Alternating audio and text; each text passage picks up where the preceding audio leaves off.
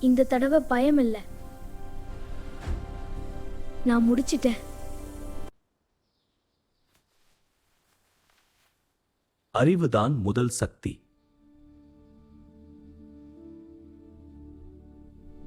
ஒவ்வொரு நாளும் சிறிய முயற்சி, தொடர்ச்சிதான் வெற்றி. தியானம் அதிகம், அமைதி அதிகம், சக்தி அதிகம்.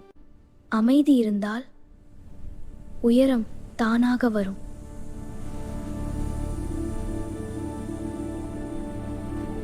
ஐயா, மேலே போகலாம்.